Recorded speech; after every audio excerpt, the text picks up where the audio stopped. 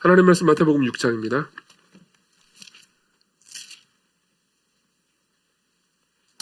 25절부터 34절, 마태복음 6장 25절부터 34절 제가 봉독해 드리도록 하겠습니다. 하나님의 말씀을 들으십시오. 그러므로 내가 너에게 이르노니 목숨을 위하여 무엇을 먹을까 무엇을 마실까 몸을 위하여 무엇을 입을까 염려하지 말라.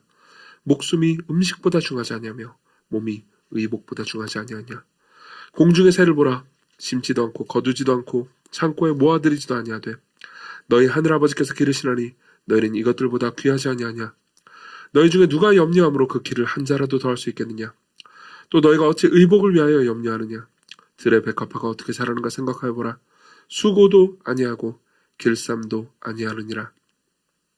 그러나 내가 너에게 말하노니 솔로몬의 모든 영광으로도 입은 것이 이 꽃 하나만 갖지 못하였느니라. 오늘 있다가 내일 아공에 던져지는 들풀도 하나님이 이렇게 입히시거든. 하물며 너희일까 보냐 믿음이 작은 자들아. 그러므로 염려하여 이르기를 무엇을 먹을까 무엇을 마실까 무엇을 입을까 하지 말라. 이는 다 이방인들이 구하는 것이라. 너희 하늘아버지께서 이 모든 것이 너에게 있어야 할 줄을 아시느니라. 그런즉 너희는 먼저 그의 나라와 그의 의를 구하라. 그리하면 이 모든 것을 너에게 더하시리라. 그러므로 내일 일을 위하여 염려하지 말라. 내일 일은 내일이 염려할 것이요 한날의 괴로움은 그날로 족하니라. 아멘. 예수께서는 염려하지 말라고 말씀하십니다. 염려하지 말라는 말씀을 3번이나 하십니다.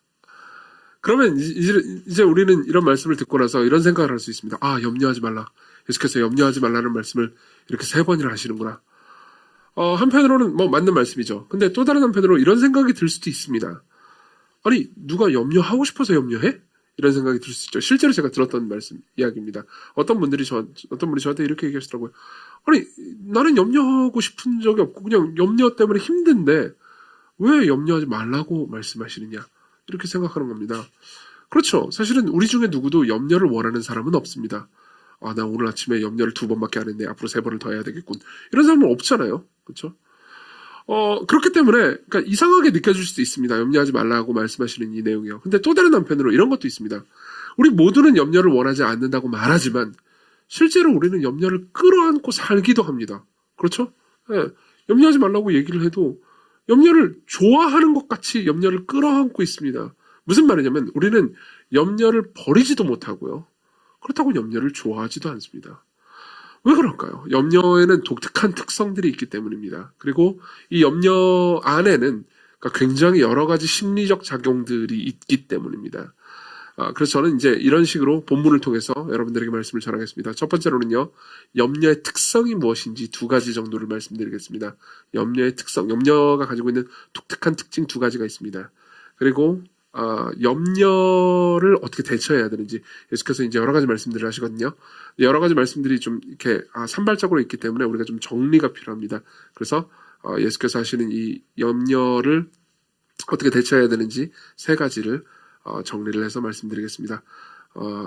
지금까지 여러분들의 메시지를 들으면 이건 2대지가 아니고 5대지인데? 라고 생각할 분이 계실 수 있는데 맞습니다. 어쨌든 5가지를 더 보도록 하죠. 염려의 특성을 먼저 생각해 보도록 하겠습니다. 염려의 특성의 첫 번째로는 이겁니다. 이건 되게 재미있는 건데요. 염려는 염려 자체로는 죄가 아닙니다. 그렇지만 염려는 죄를 유발합니다. 염려는 죄를 만들어냅니다. 염려는 죄를 이끌어냅니다. 무슨 말인지 설명해 드리겠습니다. 여기서 염려라고 번역된 단어, 예수께서 염려하지 말라고 하신 이 염려라고 번역된 단어는 성경의 다른 곳에서 죄가 아닌 것처럼 사용되는 부분들이 있습니다. 빌립보서 2장 20절은 이렇게 말합니다. 바울이 이는 뜻을 같이 하여 너희 사정을 진실이 생각할 자가 이밖에 내게 없음이라 라고 말씀합니다. 그러니까 디모데를 가리키는 건데요.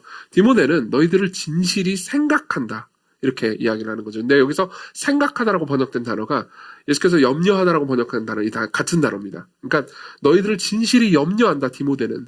그렇기 때문에 나는 디모데를 추천한다 이렇게 이야기를 하는 거죠. 그러니까 사역자가 양들을 위해서 진실이 염려하는 건 좋은 거라는 겁니다. 그러니까 염려 자체가 죄가 아니라는 거죠.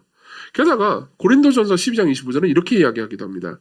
몸 가운데서 분쟁이 없고 오직 여러 지체가 서로 같이 돌보게 하셨다고요. 이게 교회의 특성이라는 겁니다. 교회는 서로가 서로를 돌보는 거라는 겁니다. 근데 여기서 돌보다라고 번역된 단어도 염려하다라는 단어와 같은 단어입니다. 무슨 말이냐면 좋은 교회는 서로가 서로를 진실이 염려하는 교회라는 거죠. 그런 측면에서 볼 때 염려 자체가 죄라고 말하는 것은 아닌 게 분명합니다. 성경의 가르침에요. 근데도 불구하고 염려는 죄를 유발하는 특성이 있습니다. 25절을 봅시다. 25절을 보면 제가 읽어드릴게요. 그러므로 내가 너에게 이르노니 목숨을 위하여 무엇을 먹을까 무엇을 마실까 몸을 위하여 무엇을 입을까 염려하지 말라. 보세요. 염려하지 말라는 말씀을 하시면서 그 앞에 뭐가 있죠? 그러므로가 붙어 있습니다. 그거는 24절의 내용이랑 이제 논리적으로 연결되어 있다는 거죠. 24절은 뭡니까? 24절을 읽어드릴게요. 한 사람이 두 주인을 섬기지 못할 것이니 혹 이를 미워하고 저를 사랑하거나 혹 이를 중히 여기고 저를 경히 여김이라. 너희가 하나님과 재물을 겸하여 섬기지 못하리라. 무슨 말입니까? 하나님 믿고 재물이 있습니다. 근데 너희들은 종종 우상 숭배를 하는구나. 하나님보다 재물을 더 중히 여기는구나. 그렇기 때문에 우상 숭배하면 안 된다. 그러므로 염려하지 말아라. 이런 거죠. 그러면은 이 논리적 관계를 생각해 보면은 우리는 이걸 알 수 있습니다. 아하, 염려는 우상 숭배를 낳을 수 있구나. 염려는 염려 자체로 죄악은 아니지만 염려는 종종 우상 숭배를 낳는구나. 라는 거를 알 수 있게 되는 거죠. 실제로 그렇습니다. 예컨대 여러분들은 돈에 대한 염려가 탐욕을 낳는다는 것을 생각할 수 있습니다. 탐욕이 뭐죠? 제가 지난주에 이 이야기했던 거 기억나시는지 모르겠는데 탐욕은 자기 자신을 감추는 죄입니다. 간음을 범하는 사람들은 지금 내가 간음을 범하고 있다는 걸 알면서 간음을 범합니다. 그렇죠? 근데 탐욕은 내가 탐욕적이라는 걸 대부분의 사람들이 잘 모릅니다. 그럼 어떻게 이게 이런 식으로 탐욕을 스스로 정당화하는 걸까요? 염려가 그걸 정당화시켜줍니다. 근데 우리는 삶에서 그러니까 어느 정도 가지고 있는 사람들이 있습니다. 그러니까 여기서 여러분들이 어느 정도 가진다라는 거는 여러분들 머릿속에 집은 2채 정도 있어야 되고 직장은 죽을 때까지 안정적이어야 하며 수입도 이 정도를 생각하지만 그거 말고요. 미래까지 생각하지 말고 지금 오늘요. 여러분 오늘 점심 저녁 다 먹을 수 있잖아요. 그렇잖아요. 혹시 그게 안 되시는 분 저한테 얘기하세요. 제가 저녁 싸드릴게요. 별로 감동을 안 받네. 이거 되게 아멘 해야 되는 거 아닙니까? 저녁 사드릴게요. 네, 여러분 점심 저녁은 문제가 없습니다. 저녁까지 뭐 필요한 게 있으면 여러분들 얼마든지 저한테 얘기하십시오. 잘 곳이 없습니까? 저기 이제 좀 있으면 열선 들어옵니다. 참고로 제 사무실 빠졌습니다. 원래 제 사무실이었던 곳에 열선 들어와요. 여러분들은 언제든 잘 수 있습니다. 별로 위로가 안 되죠. 자, 보십시오. 여러분들은 잘 곳이 있고요. 먹을 것이 있습니다. 오늘을 살 수 있어요. 여러분들 삶을 영위할 수 있습니다. 그럼 사실상 만족하고 감사해야 되는 것 아닙니까? 근데 우리는 여기서 염려가 하는 말을 듣게 됩니다. 그렇지, 오늘 먹을 건 있지. 그렇지만 내일 먹을 건 없잖아. 내일 어떻게 될지 난 모르잖아. 이 직업을 계속 가지게 될지, 이 직업을 통해서 얻는 수익이 계속 늘어나게 될지, 그리고 내가 계속 안정적으로 살게 될지, 그리고 지금 살고 있는 이 집이 내년에도 계약을 할 수 있을지, 나는 너무 불안하다고. 그렇기 때문에 지금 내가 가지고 있는 것에 만족할 수 없어 라고 염려는 말합니다. 예를 들면 여러분들이 지금 가지고 있는 돈이 있습니다. 그 중에서 조금 여유자금이 있습니다. 그럴 수 있죠. 뭐 어떤 사람들은. 여유자금이 있지만 이 여유자금을 가지고 갑자기 이런 생각이 듭니다. 그래, 지난주에 탐욕에 대한 설교를 듣고 나서 결심했어. 내가 이 여유자금 중에 일부를 내 이웃을 위해서 쓰겠어. 나보다 더 가난한 사람들을 위해서 쓰겠어. 근데 갑자기 여기서 여러분들에게 염려가 여러분들에게 말을 걸어옵니다. 그렇지. 그런 얘기는 좋은 얘기지. 이웃을 위해서 돈을 쓰는 건 얼마나 좋은 일이야. 그렇지만 내일은 어떻게 할 건데? 이걸 지금 써버리면 넌 내일 네가 굶주리지 않을까? 내일 굶주리라는 보장도 없습니다. 심지어. 내일도 그냥 안정적인 수입을 가질 수도 있어요. 근데 아닐 수도 있다는 사실에 우리는 갑자기 두려워집니다. 그러면서 생각하는 거죠. 내가 좀 더 나아지면 그 다음에 하지. 보세요. 염려가 어떻게 탐욕을 정당화하는지가 보이십니까? 염려는 종종 탐욕을 정당화합니다. 그뿐 아닙니다. 염려는요, 성공에 대한 염려는요, 하나님을 예배하는 것을 막기도 합니다. 여러분들은 성공에 대한 염려가 있습니다. 우리 교회는 청년이 많고요. 일부 예배 때는 이런 적용을 하지 않았지만 2부니까 이런 적용을 할 수 있겠죠. 여러분들 중에서 다양한 기회들과 다양한 상황들에서 무언가를 준비하는 분들이 있습니다. 예컨대 여러분들 중에서는 시험을 준비하는 분들도 있고요. 그리고 더 나은 직장을 위해서 이직을 준비하는 사람들도 있고 또 여러 가지를 삶을 위해서 준비하고 있습니다. 예컨대 시험 준비를 한다고 합시다. 그럼 내일 모레 시험이에요. 다음 주에 시험입니다. 다음 달에 시험입니다. 그럼 갑자기 이런 생각이 듭니다. 지금 내가 이 시험을 성공하지 못한다면, 내가 이 프로젝트를 성공하지 못한다면 내 앞으로의 커리어나 삶은 되게 불안해질 거야. 그렇죠? 내 미래가 갑자기 불안해집니다. 내일 일을 염려하기 시작합니다. 그렇죠? 그럼 어떻게 됩니까? 이게 지금 내 미래가 이렇게 불안한데 주일날 와가지고 예배드리는 게 좀 그렇지 않아? 그리고 주일날 예배 드렸잖아. 왜 그 다음에 GBS까지 하라고 그래? 왜 오후 예배까지 하라고 그래? 일단 알겠어. 내 미래가 좀 안정적이면 그 다음에 내가 교회에서 여러 가지 활동도 하고 소그룹 모임도 하지.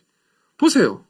우리는 염려를 인해서 종종 하나님을 예배하는 것을 막 스스로 막습니다. 그걸 정당화시킵니다. 지금 자신이 나쁜 짓을 하고 있다고 생각하지 않습니다.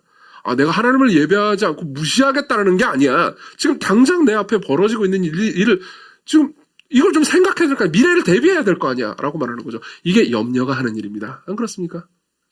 제가 여러분들은 너무 찌르나요? 사실 우리는 서로 솔직해질 필요가 있지 않습니까? 게다가 염려는요. 관계도 결국은 엉망진창으로 만드는 경우가 많습니다. 관계를 염려하잖아요. 그럼 거짓말을 하게 됩니다. 내가 이 말을 솔직하게 얘기하면은 저 사람이 나를 싫어하게 되지 않을까? 내가 이 상황에서 솔직하게 대면하면은 저 사람이 나를 이제 떠나지 않을까? 그럼 우리는 사실을 왜곡하거나 혹은 뭐 다른 방식으로 자기 자신을 포장하게 됩니다. 그렇죠? 저도 그런 적이 많고 여러분들도 아마 삶에서 지금 그걸 경험하고 계신 분도 계실 겁니다. 염려는 관계를 망치기도 하고요. 어쨌든 여러 가지 방식으로 죄와 우상 숭배를 정당화합니다. 무엇보다 염려는 사랑하지 못하게 만듭니다. 염려는 위축되게 만듭니다. 염려는 내가 가지고 있는 것을 미래에 좀 더 안정적이면, 좀 더 나아지면, 좀 더 괜찮아지면 그 다음에 사랑해줄게 라고 생각합니다. 그렇죠? 우리는 연애를 하기도 합니다. 연애를 할 때 과거에 연애한 그 연애 경험 중에서요, 내가 상처받은 경험이 있습니다. 그러면 미래의 연애에 영향을 미치죠. 내가 또 이렇게 과거에 내가 내 남자친구 혹은 여자친구한테 주었던 것처럼 간이고 쓸고 다 빼주면 또 그 사람이 나를 배신하고 떠날지도 몰라. 그럼 어떻게 되죠? 우리는 위축됩니다. 그 위축된 결과를 사람들이 뭐라고 말합니까? 너는 눈이 높아졌구나. 아니에요. 우린 눈이 높아진 게 아니고 겁을 먹은 것일 뿐이죠. 안 그렇습니까? 여러분 좀 이런 거에 좀 감동을 받아야 되는 거 아닙니까? 무엇보다 염려는 여러분들을 즐거워하지 못하게 만듭니다. 현 상황에 감사하지 못하게 만듭니다. 여러분들이 건강 염려증에 있다고 합시다. 그럼 여러분들은 음식을 즐기지 못하게 됩니다. 물론 아무거나 막 먹으라는 건 아닙니다. 그렇죠? 여러분들은 견과류나 야채 말고 탄수화물이나 지방을 먹을 때 갑자기 두려워집니다. 너무 맛있는데 고통스럽죠. 그렇죠? 여러분들이 결벽증이라면요, 어느 장소에서도 편안하게 쉴 수가 없습니다. 지금 내 옆자리에 앉아있는 저 사람의 외투에 있는 먼지가 내 코 속에 날아와가지고 새로운 바이러스 변이를 창출해서 내가 힘들어지지 않을까? 여러분들 어느 장소에서도 쉴 수가 없습니다. 누구와도 대화를 못하게 되죠. 자녀의 미래가, 여기 중에서 자녀가 있으신 분이요, 자녀의 미래가 걱정되잖아요. 그럼 여러분들은요, 그 자녀를 편안하게 즐기면서 대할 수가 없게 됩니다. 관계가 염려되잖아요. 그럼 관계를 편안하게 사랑하면서 살 수가 없게 됩니다. 그렇죠? 왜 그럴까요? 염려가 이 모든 것을 방해하기 때문입니다. 보세요. 염려 자체는 죄가 아닙니다. 종종 좋은 염려들이 있습니다. 서로 사랑하기 때문에 상대의 마음을 케어하는 염려가 있습니다. 그렇지만은 자기중심적으로 나를 갇히게 만드는 염려가 있죠. 그렇기 때문에 예수께서는 염려를 금지하신 겁니다. 염려는 사랑하지 못하게 만듭니다. 염려는 여러분들을 갇히게 만듭니다. 자, 이게 염려의 첫 번째 특성이라면 두 번째 특성이 있습니다. 염려는 이성의 마비라는 겁니다. 생각하지 못하게 만드는 거라는 거예요. 자, 본문을 보면요, 예수께서 이렇게 말씀하십니다. 26절 보세요. 공중의 새를 그다음 뭐라고 돼 있죠? 보라라고 말합니다. 보라. 여기서 보라라고 번역된 단어는, 그리스어 단어는 숙고하다라는 의미입니다. 그러니까 의역한 거예요. 보라라고. 숙고하다, 깊이 생각하다라는 말입니다. 그러니까 공중의 새를 일단 보는 겁니다. 보면서 그냥 눈으로 보는 게 아니고 깊이 생각하는 거죠. 그리고 또 28절에 보면 예수께서 이렇게 말씀하십니다. 들의 백합화가, 28절, 또 너희가 어찌 의복을 위하여 염려하느냐? 들의 백합화가 어떻게 자라는가? 그 다음 뭐라고 돼 있죠? 생각하여 보라. 보세요. 염려는 생각의 마비입니다. 이성의 마비예요. 왜 그렇습니까? 보십시오. 염려 자체가 생각인데요? 라고 여러분들은 말할 수 있습니다. 맞습니다. 염려도 생각입니다. 근데 염려는 이런 상황인 겁니다. 자, 제가 있습니다. 그냥 가만히 있어요. 근데 갑자기 미래를 생각하게 됩니다. 내 미래에 내가 연애를 할 수 있을까? 혹은 내가 뭐 취직을 할 수 있을까? 내가 뭐 지금 더 나은 무언가를 가질 수 있을까? 갑자기 미래에 대한 생각이 듭니다. 그럼 어떻게 되죠? 염려가 함께 올라오죠. 나는 망해버릴 거야. 나는 내 인생이 힘들어질 거야. 갑자기 염려가 함께 올라오죠. 자, 이건 생각입니까? 예, 생각입니다. 근데 염려는요, 그 다음에 어떻게 했냐면 맞선 생각을 안 하는 겁니다. 그냥 올라오는 생각에 나를 맡겨버린 거죠. 여기서 예수께서는 생각하여 보라라고 말하면서 그냥 올라온 생각에 맞서서 다른 생각을 능동적으로 하라고 말씀하시는 겁니다. 여러분들이 염려에 쌓였다면요, 여러분들은 다른 생각을 안 하는 겁니다. 그냥 여러분들 마음속에 올라오는 생각에 그냥 마음을 맡겨버린 거죠. 생각이 마음속에서 올라오잖아요. 그럼 그 생각이 올라오는 것에 계속해서 마치 바람에 나는 겨와 같이 흔들리는 겁니다. 그렇지만 여러분들이 거기서 깊이 생각하는 겁니다. 아니야, 정신 차려요, 이정규. 왜 그렇게 염려하지? 하나님께서 함께 하시잖아. 예컨대 여러분들, 저 같은 경우는 이렇게 말 수 있죠. 내가 설교를 하면서 염려할 수 있습니다. 내가 이 설교를 잘 못하면 사람들이 나를 싫어해서 떠나지 않을까. 물론 대부분은 잘 안 듣는 것 같으니까는 떠나지도 않고 가만히 있지도 않을 것 같긴 하지만 어쨌든 설교를 함으로써 뭔가 어쨌든 염려. 그렇죠? 최근에 누가 그러잖아요. 산상설교를 계속 들으면서 아프다고 저한테 얘기를 하더라고요. 저희 집에 있는 사람 얘기했어요. 계속 죄를 지적하니까요. 그러니까 저는 이제 염려가 되는 거죠. 내가 이렇게 죄를, 염려 이런 거 사람 마음을 건드리는 건데 사람들이 상처받고 힘들어지지 않을까? 염려하기 시작하잖아요. 그러면은 여러 가지 생각이 드는 겁니다. 설교를 되게 감동적으로 해야 되는데, 되게 은혜 받게 해야 되는데, 그럼 오버를 하겠죠. 그렇죠? 근데 그때 맞서서 생각하는 겁니다. 염려가 올라오잖아요. 그럼 맞서서 새로운 생각을 하는 겁니다. 무슨 소리야? 하나님께서 자기 백성들을 이렇게 사랑하시고 돌보시는데 들의 백합 하나, 들풀이나 공중 나는 새도 하나님께서 돌보시는 이 하나님께서 이 사랑스러운 자기 백성들을 안 돌보시겠어? 내가 하나님의 말씀에 충실하다면 하나님께서 그분의 일을 하실 거야. 맞서서 생각하는 겁니다. 많은 사람들이 이런 식으로 생각합니다. 여러분들 중에서 아직 예수 그리스도를 믿음으로 받아들이지 않으신 분들은 이런 생각을 하시는 분도 계실 겁니다. 믿음이라는 것은 이성의 마비일 것이다. 생각을 안 하는 게 믿음이다 라고 오해하시는 분도 계실 겁니다. 그렇지만 기독교 신앙은요, 더 깊이 생각하는 겁니다. 기독교 신앙은 훨씬 더 깊이 생각하는 겁니다. 예컨대 예를 하나 들어드리죠. 많은 사람들은 기독교 신앙을 가진 사람들은 맹목적이고 생각을 안 하는 거라고 생각하지만 보십시오. 진짜 그래, 좋아요. 무신론이 사실이라고 합시다. 신이 없는 게 사실이라고 합시다. 그러면 여러분들은 거기서 한 발 더 나아가서 깊이 생각해 본 적이 있습니까? 대부분의 사람들은 그냥 과학적으로도 그렇고 신이 눈에 보이는 것도 아닌데 신이 없는 거 아니야? 이렇게 생각합니다. 하지만 만일 생각해 보십시오. 신이 없다고 합시다. 신이 없다고 하면 여러분들이 이런 질문에 대답할 수 있습니까? 신이 없다면, 절대적인 존재가 없다면 옳고 그른 것, 선과 악을 누가 결정하고, 그리고 사람마다 선과 악에 가는 것에 어떤 기준이 있을 수 있습니까? 선과 악이라는 것 자체가 존재할 수 있습니까? 신이 만일 없다면 여러분들이 이 질문에 답할 수 있습니까?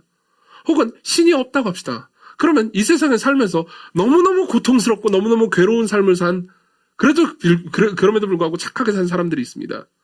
그런 사람들은 그냥 이 세상 너무 고통스럽게 살고 그냥 망한 거예요. 근데 어떤 사람이 진짜 악하게 살았는데도 불구하고 잘 먹고 잘 살았다고 합시다. 근데 신은 없어요. 마지막 심판도 없죠. 그럼 이게 정의롭고 올곧은 세상이라고 생각합니까? 이게 자연스럽다고 생각하십니까? 여러분들이 만일 신이 없다고 믿는다면 이 질문에 올바로 대답할 수 없을 겁니다. 왜 우리는 착하게 살아야 합니까? 왜 우리는 바르게 살아야 합니까? 이 질문에 대해서 깊이 생각해보기 어려울 겁니다. 그리스도인이 된다는 것은 이 질문에 대해서 생각하기를 요구받는다는 의미이기도 합니다. 예컨대 여러분들이 우리 교회는 새가족반 등록을 하려면 어쨌든 새가족반 책을 다 읽어야 되니까요. 새가족반 책을 읽으면서 여러 군데에서 생각하기를 강요받았을 겁니다.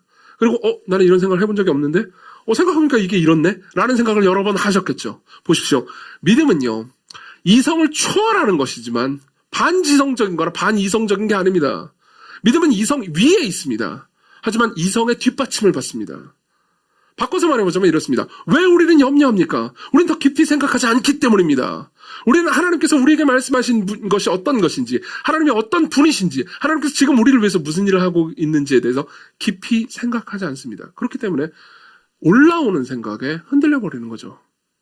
이게 염려의 특징입니다. 염려는 반지성적이고 이성이 마비된 상태라는 거죠. 자, 그럼 어떻게 해야 될까요? 그러면 우리는 이제 이런 생각을 할 수 있습니다.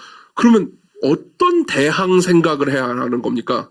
도대체 무엇을 생각하는 것이 옳습니까? 그래, 어떻게 해야 염려와 맞설 수 있습니까?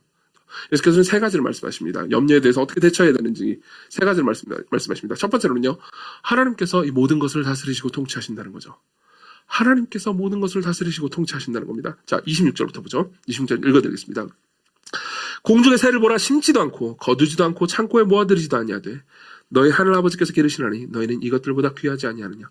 자, 여기 보십시오. 이 말은 이런 겁니다. 공중의 새를 보는 겁니다. 공중의 새가 딱히 자신이 삶을 유지하기 위해서 염려를 하거나 계획을 세우거나 뭘 하지 않습니다. 그냥 삶을 살아갈 뿐이죠. 근데도 삶을 삽니다. 그렇죠? 그리고 28절부터 30절을 읽어드리겠습니다.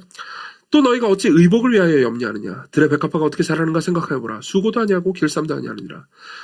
그러나 내가 너에게 말하노니 솔로몬의 모든 영광으로 입은 것이 꽃 하나만 갖지 못하였느니라. 보세요. 들의 백합화를 생각해 봅시다. 들의 백합화끼리 모여가지고 자 우리 미래 전략을 고민해보자. 그죠? 우리 TF팀을 만들어보자. 그래가지고 우리가 어떻게 하면 백합화가 계속 생존할 수 있는지 한번 심각하게 계획을 세워보자. 하지 않습니다. 그냥 삶을 살 뿐이죠. 그렇지만 솔로몬이 가지고 있는 모든 영광, 그러니까 이 세상 지금 이 솔로몬이라고 하면 와닿지 않는 분은 전 세계에서 가장 부유한 사람 지금 누구죠? 빌 게이츠인가요? 누군가요? 빌 게이츠 아니죠. 어쨌든 누군가 뭐 테슬라 회장이든 누구든 그 사람이 가지고 있는 모든 영광이라고 바꿔도 좋습니다.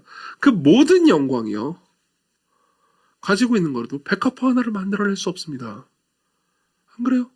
백합화가 가진 그 아름다운 색깔, 백합화는 사실 이스라엘에서 굉장히 흔한 것이었습니다. 근데 백합화가 가지고 있는 그 독특하고 아름다운 색상과 그 생명력과 능력을 만들어낼 수 없어요.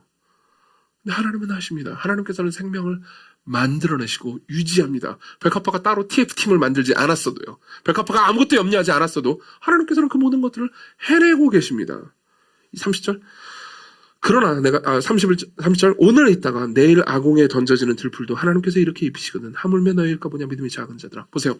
여기서 논리의 핵심은 이겁니다. 백합화나 들풀이나 공중나는 새가 중요한 게 아니고요.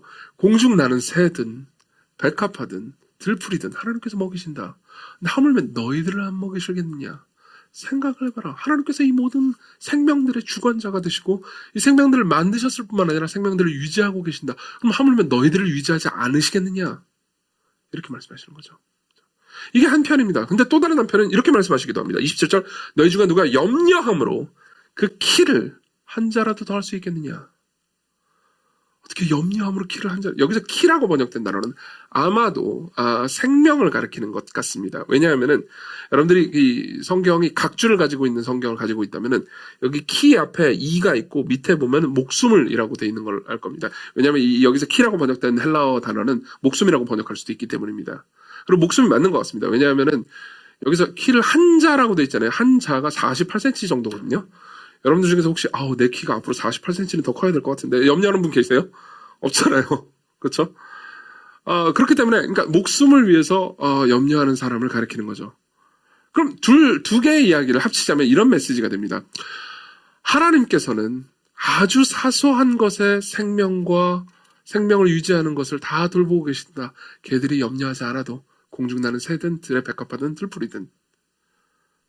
그리고 너희들은 그 어떤 생명도 스스로 만들어내거나 유지시킬 수 없단다. 하나님은 모든 것이 더 요약해볼게요. 하나님은 모든 것이 가능하시고 모든 것을 돌보신단다. 그렇지만 너희들은 어떤 것도 컨트롤하거나 어떤 것도 돌볼 수 없단다. 이걸 받아들이는 거예요. 이걸 받아들이는 겁니다. 보십시오. 인간은 정말 많은 것들을 해낼 수 있는 것처럼 생각됩니다. 그렇지만 실제로요. 인간은 아무것도 할 수 없다는 것을 우리는 계속해서 배우고 있습니다. 예컨대 코로나19만 한번 생각해 보십시오. 저는 이 사태가 있기 전까지는, 그러니까 제가 과학을 잘 모르는 사람이기 때문이기도 합니다만, 과학을 잘 모르기 때문에 생명과학 뭐 이런 거, 유전자, 뭐 DNA 이런 거 아무것도 모르는 사람이에요. 그런 사람이기 때문에 그냥 막연히 이렇게 생각했습니다. 현대 과학 기술이 얼마나 발전했는가, 현대 생명과학이 얼마나 발전했는가.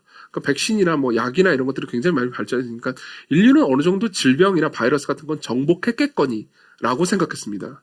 게다가 굉장히 많은 뭐 예컨대 유발 하라리 같은 학자들은 뭐 인간이 거의 뭐 전염병 이 문제는 이제 다 정복하고 끝내버렸다라고 이야기를 하곤 했으니까요. 저는 그걸 보면서 그냥 어느 정도 정복했구나라고 생각했습니다. 여러분들도 아마 그랬을 겁니다. 2년 전만 해도 이 사태가 2년이 넘게 갈 거라고, 그리고 지금도 사실 앞이 안 보이잖아요. 이렇게 될 거라고 누가 상상했습니까? 안 그래요? 인간이 이 질병을 끝낼 수 있나요? 사실상 끝내지 못하고 있습니다. 그리고 만일 끝낸다 하더라도 작전은 이렇습니다. 백신을 많이 맞게 하고 치료제를 개발하는 거죠. 그렇죠? 근데 결국은 백신을 맞게 해도 돌파 감염이 일어납니다. 그러면은 그 상황에서 결국 이 병을 이기는 건 뭐죠? 이기긴 이길 겁니다. 이기는 사람들이 꽤 있을 겁니다. 어떻게 이깁니까? 면역이 이기죠. 면역을 인간이 발명했나요? 아니요. 아니요. 면역을 인간이 발명하지 않았습니다. 면역은 하나님 만드셨죠. 핵심은 이겁니다. 우리는 어떤 것도 통제할 수 없습니다. 그렇지만 하나님은 모든 걸 통제하십니다. 그리고 이게 염려와 무슨 상관이 있나 싶으실 겁니다. 염려와 상관이 있습니다. 왜냐하면 염려의 본질은요, 통제하고 싶어하는 욕구로부터 나오기 때문입니다. 우리는 미래를 봅니다. 미래를 모릅니다. 근데 미래를 내 뜻대로 하고 싶습니다. 내가 원하는 대로 미래를 통제하고 싶습니다. 그렇지만 우리는 내가 원하는 대로 미래를 통제할 수 없다는 걸 압니다. 그냥 본능적으로 알아요. 우리가 공부를 열심히 하면 시험에 합격할까요? 물론 열심히 공부하는 사람이 시험에 합격할 확률이 상대적으로 높겠죠. 공부를 안 한 사람보다. 그렇지만 여러분들이 시험 보는 그날, 여러분들이 아무리 열심히 공부했다 하더라도 그날 배가 아플지, 혹은 여러분들이 공부 안 한 게 문제가 왕창 나올지, 혹은 여러분들이 OMR 카드, 요즘 OMR 카드 쓰나요? OMR 카드에 답을 밀렸을지 어떻게 합니까? 그건 아무것도 모릅니다. 우리는 이미 직관적으로 알고 있습니다. 어떤 것도 우리 마음대로 통제하는 것이 불가능하다는 걸. 그렇죠? 그래서 염려합니다. 왜냐하면 통제를 하고 싶긴 한데요. 통제할 수 없으니까 그 간극 안에 염려가 생기는 거죠. 그래서 맥스 루케이도라는 사람은요, 아무것도 염려하지 말라라는 책을 썼거든요. 되게 재미있는 책을 썼습니다. 근데 거기 보면 1장이요. 이런 얘기예요. 우리가 통제하고 싶어하는 욕구 때문에 우리는 염려한다고요. 그렇지만 우리는 우리가 아무것도 통제할 수 없고 하나님께서 모든 걸 통제하고 계시다는 것을 기억해야 된다고 말합니다. 그러면서 이렇게 얘기하죠. 들어보십시오. 내 힘으로 통제할 수 있는 여지가 줄어들수록 불안은 증가할 수밖에 없다. 맞죠? 그럼 어찌할 것인가? 모든 것을 통제할 것인가?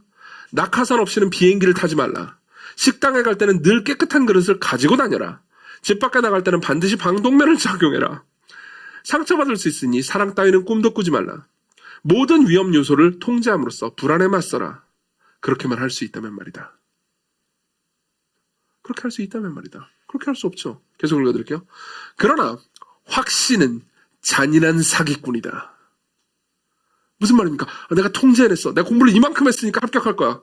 내가 이렇게 잘 대비했으니까 나는 안전할 거야. 내가 이렇게 많은 그 재물을 쌓아놨으니까 내 미래는 괜찮겠지. 라고 우리는 종종 확신합니다. 맞죠? 근데 그 확신은요, 잔인한 사기꾼입니다. 계속 읽어드릴게요.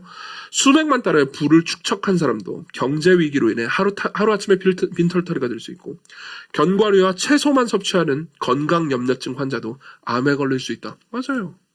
스트레스를 유발하는 모든 인간관계에서 벗어나 혼자 지내는 사람도 불면증에 걸릴 수 있다.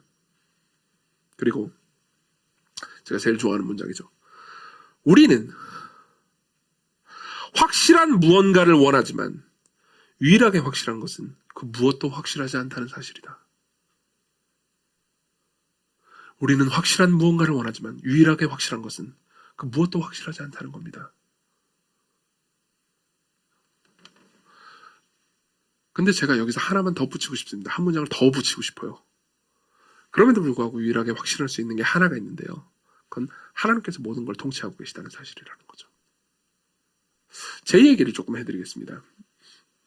원래 설교 때 제 개인적인 간증 같은 걸 잘 하지 않는 편이지만, 그런데 이 얘기는 여러분들에게 유익할 거라고 생각합니다.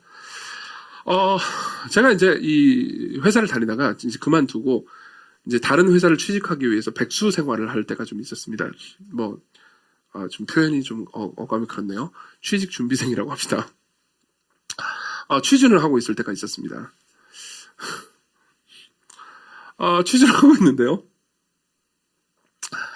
되게 불안하더라고요. 진짜 불안하더라고요. 왜냐하면은 저는 이제 항상 어딘가에 소속돼 있었거든요. 뭐 누구누구 학교 학생, 어느 회사, 뭐 직원 이런 식으로 있다가 갑자기 내가 없는 거예요. 그러니까 소속된 무언가가 없는 거예요. 그러니까 너무 불안한 거예요.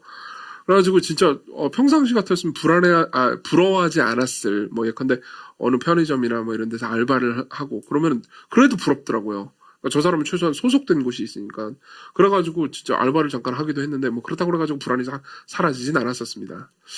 근데 어쨌든 간에 이제 어디든 소속돼야겠다라는 생각이 강하니까 계속해서 이제 원서를 썼죠. 이력서를 막 썼습니다. 근데 많이 떨어졌어요. 근데 뭐 이력서 많이 냈는데 많이 떨어져 보신 분들은 알겠지만 되게 더 막 자존감도 떨어지고 되게 힘들잖아요. 그래서 굉장히 힘든 나날들을 보내고 있었습니다. 그러다가 이제 한 번은 한 회사를 지원을 했어요. 한 회사를 지원했는데 그 회사가 이제 강남에 있는 회사였습니다. 그리고 이제 어느 날 이제 계획을 짜였어요. 이 회사에 원서를 넣고 그 다음에 이제 2호선 타고 쭉 가가지고 합정역 가가지고 합정에서 또 원서를 넣고 이제 합정에 저녁에 약속이 있었거든요. 그 약속 만나가지고 저녁 먹고 집으로 와야겠다. 제가 그때 이제 집이 분당이었거든요. 그런 식으로 이제 하루 작전을 짰습니다. 지금은 이제 근데 잘 모르겠지만 10몇 년 전에 제가 이제 취준할 때만 해도 원서를 다 이메일로 보내진 않았어요. 그러니까 그런 회사들도 있었지만은 직접 원서를 이제 써가지고 프린트 해가지고 가가지고 내야 되는 회사들도 꽤 있었습니다. 그래서 저는 이제 그 강남에 있는 회사를 이제 서류를 잘 꾸며가지고 갔어요. 갔는데 이제 원래는 그 모집 공고에는 이제 어떤 서류에는 뭐 증명서 사진 붙이라는 말이 없었거든요. 그래서 그냥 안 붙이고 그냥 갔는데 증명사진이 또 한 장 더 필요하다는 거예요. 그래가지고 이제 어떻게 합니까? 여기를 지원을 하려면 증명사진이 있어야 되는데 그래가지고 어떻게 했냐면은 이제 나갔습니다. 거기서 제가 프린트 좀 쓸 수 있냐고 그러니까 안 된대요 또. 참 매몰차게. 그래서 나가서 PC방을 돌아다녔어요. 지금이야 근데 PC방 뭐 검색도 가능하고 뭐 그렇지만 그때는 막 그런 것도 안 됐단 말이에요. 아니, 아주 오래전 얘기는 아니에요. 10몇 년 전, 저도 아주 옛날 사람은 아니에요. 근데 어쨌든 PC방을 돌아다녔는데 지금이야 무슨 앱이 있어가지고 어디에 무슨 PC방인지 다 검색할 수가 있잖아요. 근데 그때 그거 없었단 말이에요. 근데 PC방을 돌아다녔는데 그 회사 근처에 PC방이 없는 거예요. 그래서 한참 돌아다녀가지고 PC방을 하나 찾았어요. 근데 거기엔 또 프린터가 없어. 그래가지고 하여튼 PC방을 몇 개를 돌아다녔습니다. 그러다가 이제 프린터에 있는 PC방을 하나 찾았어요. 그리고 이제 쫙 해가지고 원서를 냈죠. 근데 문제는 뭐냐면 합정역에 있는 회사는 5시까지 원서를 제출했어야 했거든요. 원서를 딱 제출하니까는 거의 5시가 다 된 거예요. 그러니까 이제 합정 가도 이미 늦은 거죠. 그래서 전화를 했어요. 합정 회사에. 조금 늦어도 받아줄 수 있냐. 안 된대요. 그렇죠. 그분도 퇴근하셔야 되니까 안 되겠죠. 그래가지고 너무 이제 그때 너무 정신이 없는 거예요. 근데 어떤 생각이 드냐면 여러분들 이게 공감하실 것 같은데 한편으로 이런 생각이 드는 겁니다. 그 회사에 대한 원망과 막 분노가 생기는 거야. 아니 왜 미리 공고했다가 증명사진 하나 더 이렇게 해야지 말이야. 왜 제대로 안 한 거야? 그러면서 막 분노가 생깁니다. 그러다 또 자기 자신을 향한 분노로 옮겨갑니다. 아니 취준생이면 마땅히 그 증명사진 같은 거는 한 10장씩 이미 따로 가지고 다녔어야지. 내가 왜 그걸 미리 준비하지 않았을까? 이런 생각이 드는 거예요. 근데 보세요. 시간이 지나면 어떻게 되죠? 여러분 회사를 원망하다가 나를 원망하다가 결국 어떻게 되죠? 여러분 다 아시잖아요. 그 다음에 어떤 수순을 밟게 되는지. 하나를 원망하게 되잖아요. 그죠? 그 지하철 타고 합정역으로 가는데 이제 결국 저녁에 약속이 있긴 했으니까 하나님 왜 이씨 내가 뭘 잘못했다고 그러면 증명사진 막 그러면서 이제 분노 폭발. 그걸 하다가 갑자기 이제 영등포 구청쯤 지날 때였어요. 2호선 타고 쭉 가는데 갑자기 이런 생각이 드는 거예요. 근데 오늘 아침에 나는 이제 완벽한 계획을 짰다고 생각하고 했단 말이에요. 근데 이제 그 계획대로 안 된 거죠. 한 회사를 지원을 못했어요. 근데 갑자기 불현듯 이런 생각이 드는 겁니다. 이게 진짜 주께서 제게 말씀하신 건지 아니면 저 혼자 생각난 건지 그건 모르겠습니다. 근데 갑자기 이런 생각이 드는 거예요. 이정규 네가 계획한 대로 모든 것이 이루어진다면 네가 모든 걸 통제하는 하나님이라고 너 스스로를 생각하지 않을까? 그런 생각이 드는 거예요. 그건 아니잖아요. 그래서 갑자기 이런 생각 먹으면 안 될 것 같은 느낌도 들었지만 갑자기 너무 경건한 생각이 막 드는 겁니다. 이런 생각 가지기 싫어 그러면서 되게 감사하다. 내 삶을 내 마음대로 통제하지 못하기 때문에 내가 하나님을 신뢰할 수 있구나. 이런 생각이 드는 겁니다. 원래 그렇게 경건한 사람 아닌데 어쨌든 그런 생각이 드는 거예요. 그래서 나머지 몇 정거장을 굉장한 감사로 갔습니다. 그리고 저녁에 이제 맛있게 먹으니까 기분 더 좋아졌죠. 그리고 나서 이제 그 강남 는 회사는 어떻게 됐냐? 그 회사가 딱 됐으면은 이제 해피엔딩이잖아요. 그렇진 않았어요. 떨어졌습니다. 다음 주가 됐는데 떨어진다는 얘기 들으니까 기분이 또 묘하더라고요. 굉장히 기분이 이상했습니다. 근데도 되게 감사했어요. 왜냐하면 그래도 내가 뭐 하나를 배웠구나. 내 삶을 내 마음대로 통제할 수 있는 건 아니고 하나님께서 내 삶을 통제하시는구나. 그리고 내가 하나님을 신뢰해야겠구나 라는 생각이 드는 거죠. 그렇죠? 그리고 나서 결국은 그 회사를 다시 붙었어요. 이 얘기도 되게 재밌거든요. 네, 이 얘기까지 하면은 설교 시간이 길어지니까 다음 시간으로 하겠습니다. 자, 보십시오. 여기서 중요한 부분이 있습니다. 나중에 이제 한 달 지나고 나서 그 회사에서 다시 연락이 오긴 했어요. 근데 이제 그 한 달 동안 제 삶이 조금 바뀐 게 있었습니다. 뭐가 바뀌었냐면 이런 거죠. 그 경험을 하고 나서 저는 원서를 쓰고 회사를 지원하는 일을 열심히 했어요. 그만한 게 아니었습니다. 근데 그 이전에 저는 두 가지 일을 하고 있었습니다. 어떤 일을 하고 있었냐면 원서를 쓰고 회사를 지원하는 일과 염려하는 일, 이 두 개를 같이 하고 있었습니다. 이거 넣어야 되는데, 이거 붙어야 되는데, 아무튼 어떻게 하지? 아무튼 나 거지가 될지도 모르는데? 나는 인간 쓰레기가 되는 게 아닐까? 내 미래는 정말 너무 어두운 게 아닐까? 그런 생각이 계속 같이 올라왔습니다. 자다가도 막 깼습니다. 걱정이 돼가지고. 그러니까 원서를 제출하는 일과 구직을 하는 일과 염려하는 일 두 개를 같이 한 거죠. 근데 이제 하나님께서 모든 걸 통치하신다라는 사실을 신뢰하기 시작하면서 바뀐 게 하나 있습니다. 염려를 그만두게 된 거예요. 그럼 어떻게 되죠? 구직만 하게 되는 거죠. 자, 보십시오. 두 가지 일을 하는 사람과 한 가지 일만 하는 사람과 누가 더 일을 잘하겠습니까? 당연히 한 가지 일만 하는 사람이 더 잘하겠죠. 여러분 잘 보십시오. 여러분들은 공부를 합니다. 근데 여러분들은 공부만 하는 게 아니고 공부를 하면서 염려도 합니다. 여러분들은 프로젝트를 합니다. 회사에서 일을 합니다. 근데 프로젝트와 일만 하는 게 아니고 염려도 같이 합니다. 여러분들은 오디션을 봅니다. 여러분들은 무슨 작품을 만들어냅니다. 근데 그 일을 하면 그 일만 하면 되는데 그 일과 함께 염려를 합니다. 왜요? 우리가 통제하고 싶기 때문입니다. 근데 예수께서는 이렇게 말씀하십니다. 너희들이 통제할 수 없단다. 너희들이 아무리 노력해도 너희들은 키를 한 자라도 더하게 할 수 없단다. 목숨을 늘릴 수 없단다. 너희들이 아무리 투자를 잘해도 그 투자가 떡상할지 않을지는 너희들이 통제할 수 없단다. 너희들이 성공할지 안 할지 너희들이 통제할 수 없단다. 그러니까 내게 맡겨라. 그럼 어떻게 됩니까? 여러분들은 삶을 그냥 열심히 살아가게만 됩니다. 두 가지 일을 하지 않는 거예요. 한 가지 일만 하게 됩니다. 어떻게 되는 거죠? 여러분들은 자유로워집니다. 자유로워질 수 있어요. 두 번째로 넘어가죠. 두 번째는요, 이겁니다. 더 높은 가치를 생각하는 겁니다. 첫 번째로는 하나님께서 모든 걸 통치하신다는 걸 생각하라고 그랬잖아요.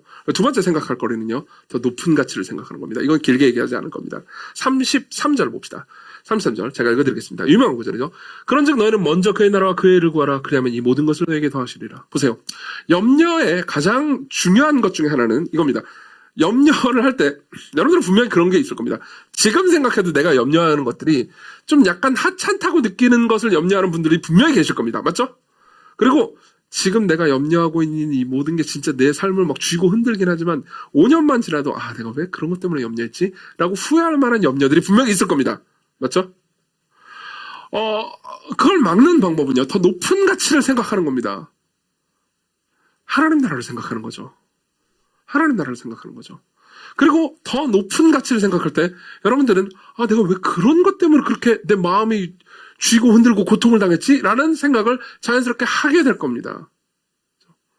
하나님께서 여러분들을 더 높은 가치로 초청하시고 여러분들을 더 귀하게 대접하시고 여러분들을 더 높은 일을 할 수 있도록 더 위대한 일을 할 수 있도록 부르신다라는 생각을 하잖아요. 그럼 여러분들은 쓸데없는 염려를 하고 있었구나라는 말을 자동적으로 하게 될 겁니다. 하나님께서 여러분들이 하나님 나라와 그분이 하시는 일, 예컨대 교회와 공동체와 복음과 이런 여러 가지 것들을 더 높은 가치를 더 많이 생각하면 생각할수록 물론 여러분들이 일상에서 하고 있는 고민들이 하찮고 가치 없다고 말하는 건 아닙니다. 그렇지만 여러분들이 자기의 개인적인 삶에만 매몰되어 있잖아요. 그러면 거기서 벗어날 길이 없게 된다는 거죠. 예를 하나 들어보죠. 히든 피겨스라는 영화가 있습니다. 이 영화를 보신 분도 계실 겁니다. 이 영화는 되게 재밌는 영화니까 나중에 한번 보십시오. 거기 핵심 내용은 간단합니다. 나사 알죠? 미 우주 항공국 항공우주인가? 둘 중에 하나겠죠. 뭐 나사의 이제 이 70년대죠. 이 옛날 옛적 이야기죠. 이제 흑인 여성이 하나 있습니다. 흑인 여성이 대단히 탁월한 수학자인 거예요. 이름이 캐서린입니다. 근데 이제 캐서린은 대단히 탁월한 수학자긴 하지만 그때만 해도 아직 미국이 인종차별이 아주 심할 때였단 말이에요. 그래서 캐서린은 탁월한 수학자이긴 했지만은 제대로 대우받지 못하고 있었습니다. 근데 그 중에서 이제 어떤 일이 있었냐면 화장실 문제가 있었어요. 그때만 해도 이제 미국에는 백인 화장실과 유색인종 화장실이 나뉘어져 있었거든요. 근데 캐서린이 일하는 건물에는 흑인 화장실이 없는 거예요. 그러면 이제 본인이 화장실을 가고 싶으면 800m가 떨어진 저 먼 화장실까지 가야 되는 겁니다. 그러니까 굉장히 이제 힘들겠죠. 800m면 꽤 오래 걸리잖아요. 근데 하루에 화장실 몇 번 가야 된단 말이에요. 근데 이게 일도 엄청 많이 했으니까 거의 뭐 하루 종일 회사에 있었을 건데 그럼 최소한 몇 번은 가야 되잖아요. 그러니까 뭐 그때그때 막 사라지곤 했었던 거죠. 되게 힘들었습니다. 그 장면을 영화는 되게 섬세하게 보여줍니다. 근데 이제 그 와중에 그 모든 걸 이제 관장하는 국장이 있어요. 그 부장이 있어요. 부장. 이제 케빈 코스트너가 연기를 했죠. 굉장히 연기를 잘했습니다. 케빈 코스트너가 연기한 그 국장이 이 캐서린을 찾아요. 왜냐하면 캐서린이 수학 계산을 워낙 잘하니까 되게 중요한 사람이었거든요. 찾는데 없는 거예요. 없어가지고 얘 어디 갔어? 자리를 잠깐 비웠습니다. 잠깐 있다가 보니까 이제 캐서린이 옵니다. 그래가지고 야 나 어디 갔었어? 왜 찾으면 없어? 그러니까 캐서린이 이렇게 말합니다. 저 화장실 갔다 왔는데요. 무슨 놈의 화장실을 40분이나 갔다 와? 그러니까 이제 그때 캐서린이 폭발합니다. 그러면서 이렇게 얘기를 해요. 이게 뭐 명장면이기 때문에 관심 있으면 나중에 보십시오. 제가 대사를 다 인용해드리진 않겠습니다.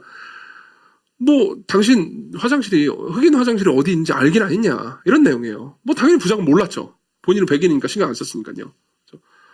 그리고 그 얘기를 다 듣습니다. 그러고 나서 그 부장이 백인 케빈 코스트너가 어떻게 하는지 아십니까? 그 부분이 되게 통쾌한 장면이에요. 다 듣고 나서 빠루 있죠. 빠루 알죠? 이렇게 긴 그 쇠로 만든 쇠파이프 같은 거. 그 빠루를 하나 들고 가지고 그 화장실 있잖아요. 화장실에 유색인종 화장실, 뭐 백인 화장실 이렇게 간판 있잖아요. 그걸 가가지고 다 부셔버려요. 되게 통쾌한 장면입니다. 다 부셔버립니다. 그러면서 이렇게 얘기해요. 되게 재밌는 대사죠.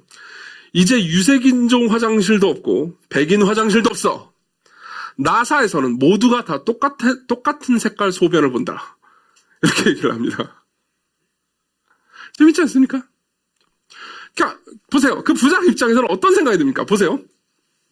자기는 지금 부장 입장에서 자기는 인간을 달로 보내야 된단 말이야. 근데 인간을 달로 보내야 되는데 좀 화장실 따위가 내 앞을 가로막아요. 그럼 어떻게 할까요? 다 부셔버리는 거죠. 자, 이걸 생각해 보십시오. 하나님께서는 물론 여러분들 개개인의 삶을 섬세하게 돌보십니다. 또 동시에 하나님께서는 그분의 나라를 확장하십니다. 우리는 종종 우리 안에 우리 자신, 공동체와 세상과 하나님 나라가 아니고 우리 자신의 개인적인 관심사에만 모든 관심을 기울입니다. 그럼 염려에서 벗어날 수가 없게 돼요. 생각해보세요. 여러분들이 예를 들어 보면 이렇게 한다고 합시다. 1시간 동안 하나님 나라와 교회 공동체와 그리고 교회 직분자들과 여러분들이 섬기는 사람들과 그런 사람들을 위해서 한 시간 동안 간절히 기도했다고 합시다. 근데 그 기도를 했다고 그래가지고 하나님께서 그래 주은아 너는 교회를 위해서 기도하고 하나님 나라를 위해서 기도하고 국가를 위해서 기도했구나. 그러니까 네 개인적인 관심사는 네가 기도를 안 했으니까 나는 안 들어주겠다. 이렇게 하시겠냐고요. 그렇지 않으실 겁니다. 왜냐하면 그 모든 것들이 하나님 입장에서는 연결되어 있기 때문입니다. 그래서 예수께서는 이렇게 말씀하시죠. 그런즉 너희는 먼저 그의 나라와 그의 일을 구하라. 그래야만 이 모든 것을 너에게 더하시리라. 마지막입니다. 세 번째입니다. 세 번째는요. 하나님께서 우리를 사랑하신다라는 것을 생각하는 거죠. 하나님께서 우리를 사랑하셔서 우리를 돌보신다는 것을 생각하는 겁니다. 자, 이걸 26절, 28절 다시 한번 읽어보겠습니다. 26절입니다. 공중의 새를 보라 심지도 않고 거두지도 않고 창고에 모아들이지도 아니하되 너희 하늘아버지께서 기르시나니 너희는 이것들보다 귀하지 아니하냐. 핵심은 이겁니다. 하나님께서 이 흔한 공중의 새 있잖아요. 이 공중의 새는 아마 참새를 의미하는 걸 겁니다. 그리고 참새는요 당시에 한 아사리온 정도의 가격이었습니다. 마태복음 10장에 나와요. 한 아사리온은 한 1데나리온, 그러니까 하루 일당 노동자 하루치 품삯의 16분의 1이었습니다. 그러니까 흔하고 그냥 값싼 거였죠. 그렇죠? 참새 한 마리도 하나님께서 먹이셔요. 참새 한 마리가 자기가 먹고 사는 것을 위해서 스스로 막 염려하지 않는단 말이에요. 그리고 28절, 28절부터 30절을 보면요. 들의 백합화가 어떻게 살아가는가 생각해보라. 오늘 있다가 내일 아궁에 던져지는 들풀이 어떻게 있나 보라. 하나님께서 이 모든 것을 먹이신다. 그들이 스스로 염려하지 않는다. 근데 둘 다 핵심의 논조는 이겁니다. 이 모든 것들이 중요하다는 게 아니고요. 들풀이나 백합화나 공중나는 새 있잖아요. 그때 당시 보기에 하찮게 생각되는 이 하찮은 것들도 하나님께서 이렇게 섬세하게 먹이신다면 핵심은 이거죠. 하물며 너희들일까 보냐. 너희들은 하나님의 자녀들이기 때문에 하나님 입장에서 들풀이나 공중나는 새나 백합화보다 훨씬 더 소중한 존재란다. 너희들이 훨씬 더 소중한 존재란다. 근데 내가 너희들을 버리겠느냐? 너희 하늘 아버지께서 너희들을 버리시겠느냐? 그렇지 않다. 너희들이 아버지가 없는 것처럼 염려하는 것은 합리적이지 않다. 32절, 이는 다 이방인들이 구하는 것이라 너희 하늘 아버지께서 이 모든 것이 너희에게 있을 줄을 다 아신다. 왜 너희들은 선하신 아버지, 너희들을 돌보시는 사랑하시는 아버지가 있는데도 불구하고 아버지가 없는 것처럼 생각하고 행동하고 말하는 거냐? 이렇게 말씀하시는 거죠. 이렇게 반문하시는 겁니다. 자, 여기서 이 하나님의 사랑을 더 깊이 하기 위해서 이 말씀을 하신 분을 생각해 봅시다. 이 말씀을 하신 분이요. 사람이신 동시에 하나님이신 분이요. 예수 그리스도를 생각해 봅시다. 그리스도를 생각해 볼 때 우리는 하나님께서 우리를 사랑하신다는 것을 더 깊이 생각할 수 있습니다. 그리고 이 생각으로 염려라는 생각과 맞설 수 있습니다. 이거죠. 보세요. 예수님도 염려를 하셨다는 것을 알고 계십니까? 예수 그리스도께서도 염려하셨습니다. 그분이 생애 마지막 때 그분은요. 겟세마네 동산에서 심히 고통스러워하셨습니다.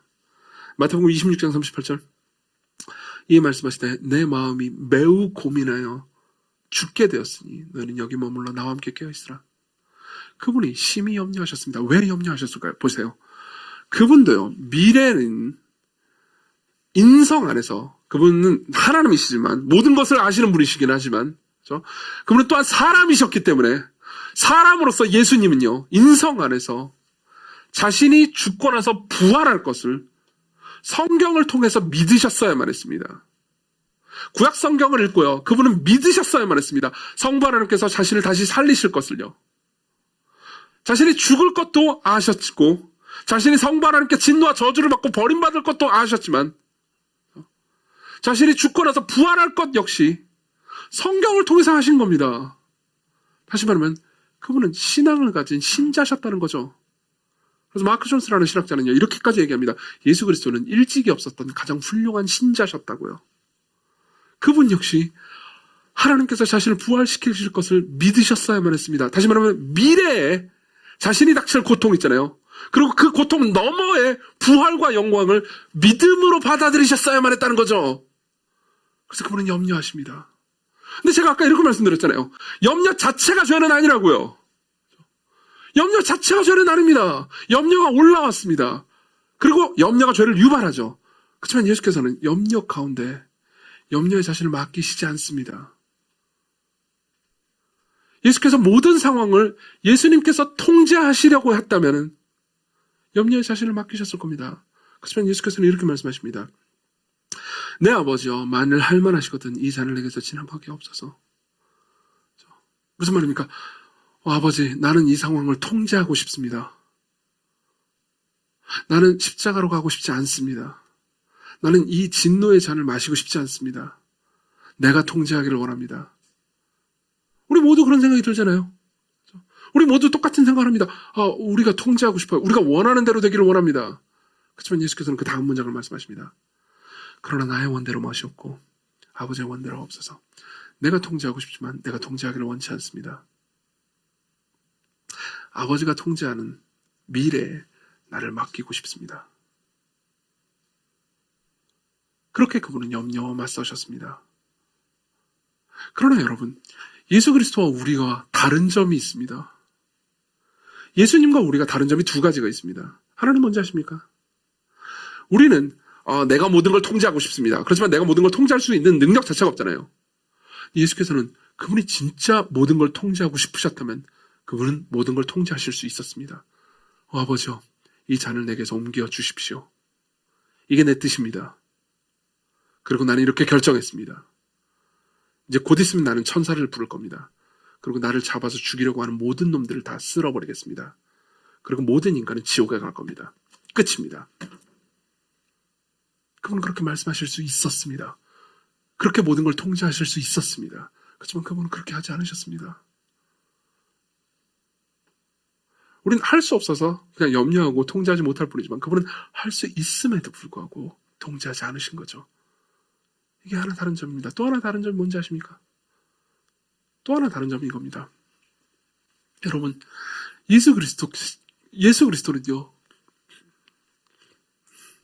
예수 그리스도는 그의 나라와 그의 의를 구하셨습니다. 그분은 하나님 나라와 그 의를 구하셨습니다.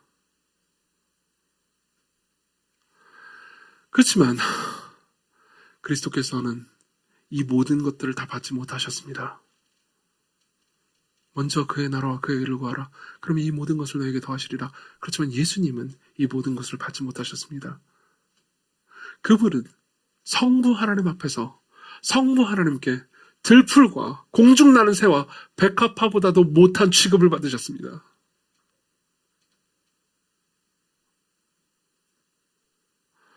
왜요? 여러분, 예수님의 이 말씀을 당연하게 생각하면 안 됩니다. 공중나는 새나 들풀이나 백합화를 하나님께서 먹이시는데 하물며 너희에게느냐? 그걸 보면서 우리는 그렇지, 우리가 백합화나 공중나는 참새나 뭐 들풀보다 훨씬 나은 존재지, 그러니까 나를 먹이시겠군, 이렇게 단순하게 생각하지 마십시오. 사실 엄밀하게 생각한다면요, 우리는 들풀이나 백합화나 참새보다 더 나은 대접을 하나님께 받을 자격이 없는 사람들입니다. 왜요? 들풀이나 백합화는 죄를 저지르진 않잖아요. 참새는 하나님 앞에 범죄하진 않단 말이에요. 그렇지만 우리는 범죄합니다. 우리는 우상숭배합니다. 우리는 하나님께 반역합니다. 다시 말하면 우리는 하나님 앞에서 들풀이나 백합화나 하늘나는 공중나는 새보다 더 나은 대접을 받을 자격이 없습니다. 근데도 불구하고 하나님께서는 그들을 아끼시는 것보다 훨씬 더 우리를 아끼십니다. 왜요?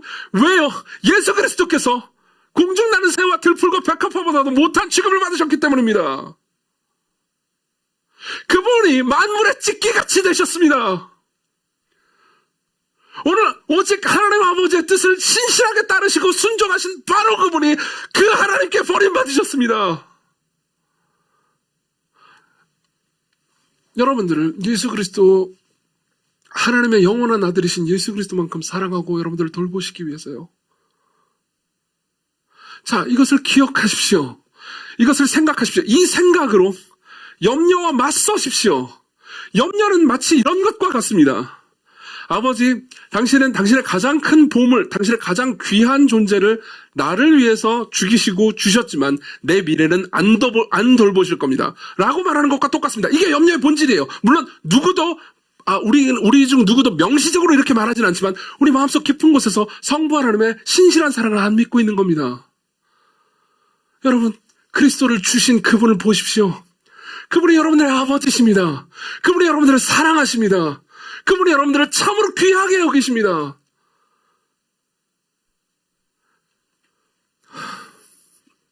이 사실을 꼭 붙잡으십시오.